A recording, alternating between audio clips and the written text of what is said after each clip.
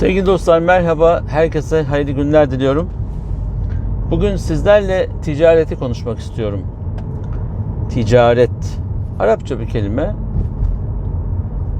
Alış-veriş anlamında bir şeyi alma, satmanın içinde manasını tecelli ettiği, alma-verme dengesinin içinde bulunduğu bir kelime. Tabii ticaret deyince sadece maddi alışveriş olarak da görmeyin. Manevi alışverişler de ticarettir.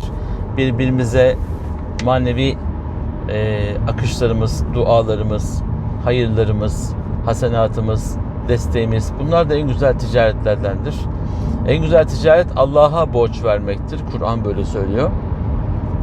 Kim bir kardeşine karzı hasen yaparsa, yani en güzel borçlanmayı yaparsa, فَيُضَاعِفَهُ لَهُ أَضْعَافًا كَثِيرًا Allah Teala o verdiğini veren kişiye kat kat artırır. Allah yakbidu ve yebsut, hem kabz eden tutandır, ve yebsut hem de çokça verendir diye böyle bir müjdenin olduğu ayet-i kerimede var. Tabi verenlerle vermeyenler, veren bilir. Veren alandan, haz bakımından daha yüksektedir. Bunu hep konuşuyoruz. Ama ticaret. Bugün ticarete girmek isteyen kişinin gerçekten elinde bu kelimeyle ilgili, bu alışveriş dünyası ile ilgili, dünyanın hızlı ticaretinde ve yavaş yavaş büyümenin, bazen gençlerde teknolojinin kullanımıyla hızlı kazanıma erişmenin farklı püf noktaları var. Hızlı büyümek değil, maharet, mevcudu koruyarak büyümektir esas olan ticarette. Kumar gibi her şeyi ortaya koyarak varını yoğunu harcamak değildir. Ticaret çok hususiyeti olan, çok özelliği olan bir alandır. İnsan evindeyken de ticaret yapabilir. İnsan eğitim verirken ticaret yapabilir. Hem bilgiyi verir, karşılığında para alır. Öğretmen para mı alır? Hoca para mı alır? İşte Allah size bilgiyi vermiş, niye onu Allah rızası için kullanmıyorsunuz? Kimseyi böyle bir dikte edip mecbur bırakamayız. Herkesin devam eden bir hayatı var, akışı var. Öğretmenlere, hocalara, danışmanlara, bir alanda uzman olan kişilere benzin bedava değil, otobüs de bedava değil. Dolayısıyla markette bedava olmadığına göre o insanların da hizmetlerinin karşılığı ödenmeli. Gerçek, reel ticaretten bahsediyorum. Bir insan ticarete girerken ticaret kelimesinin içinde bulunan harfleri sizlerle seslendirelim.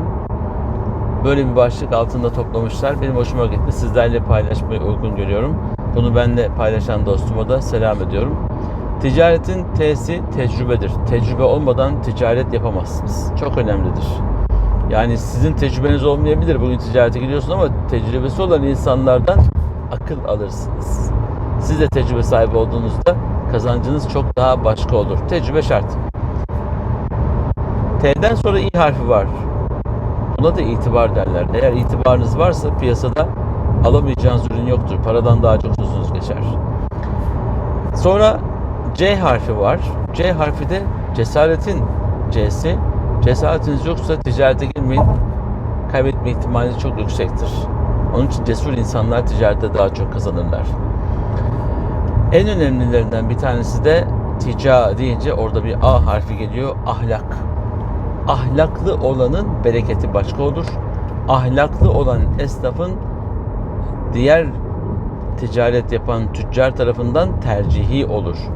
Siz ahlaklı olursanız Allah ve melekleri ve yaratılan bütün varlıklar sizi sever.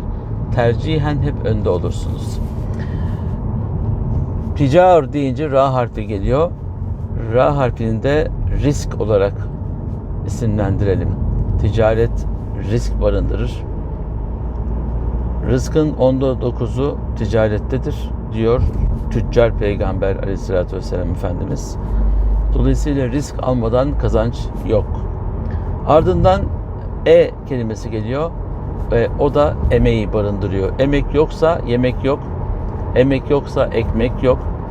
Emek yoksa ticaretteki, alışverişteki kar yok. Ve son olarak da T harfi var. T de tedbir. Yine Arapça bir kelime. Tedbiri elden bırakmamak, yani tenliyle hareket edip önünü arkasını görmek, dikkat etmek, alırken, satarken, alıcıya, satıcıya, verene, alana, götürene, getirene, taşıyana, rakamlara, her şeye dikkat etmek gerekiyor. Bir de korkusuzca ticaret yapmak gerekiyor. İşte bu ticaretin baş harflerini göz önünde bulundurarak ticarete girmenizi tavsiye ediyoruz. Güler yüzünüz yoksa, yerinde ciddi vakur duruşunuz yoksa ve korkmadan ticaret yapabilecek şahsiyetiniz, karakteriniz varsa besmele çıkın, girin ticarete. Besmele çekip girilen ticarette bereket olur. Limon da satsanız, su da satsanız kazanırsınız. İnan ki kazanırsınız. Gayret edince muvaffakiyet Allah'tan geliyor. Küçük beldelerde de, kendi şehrinizde de tüm dünya insanlığıyla bağlantı kurarak alışveriş yapabilirsiniz. İçinizdeki korkularla hareket ettiğinizde korkularınızı yaşamadan bu dünyadan gitmezsiniz. Öyleyse korkusuzca ticaret yapabilmenin metodu, bu işi en güzel şekilde yapanları görüp önce taklitle, sonra kendi tarzlarınızı ortaya koyarak kendi hasletlerinizle yola devam etmenizdir. Doğrusu ticareti ehil olarak yapanları gıpta ile izliyoruz. Tebrik ediyoruz. İşi güzel yapanla alışveriş yapmayı tercih ediyoruz. Zira Peygamberimiz hicret anında Abdullah İbni Ureykıt Müslüman olmadığı halde işin ehli olduğu için onu tercih etmişti. Kendisine rehber olarak, Mekke'den Medine'ye çıkış yolu olarak, canını emanet etme olarak. Hal böyle olunca, sabredince, sabrederek en güzel şekilde olaya bakıp yol almak maharettir.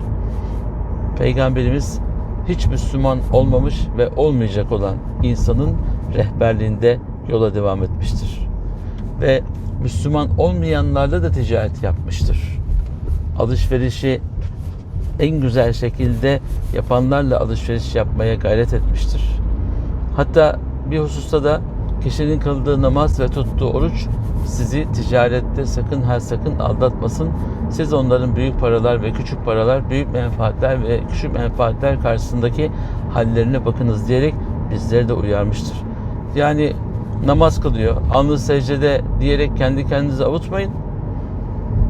Biz birisini ya da birilerini aşağı çekmek adına söylemiyorum. Çok Hacı abiden çok yanlış hareketler gördük ticarette. Biz de gördük. Onun için ticaretini düzgün yapan insanları tercih edin diyor Peygamberimiz Aleyhisselatü Vesselam Efendimiz. Siz güzel olun ki güzellikler sizi bulsun. Sizde bazı değişik yaklaşımlar varsa yine farklı yaklaşımları olan insanlar gelip sizi bulur maalesef. Kendinizi, ailenizi,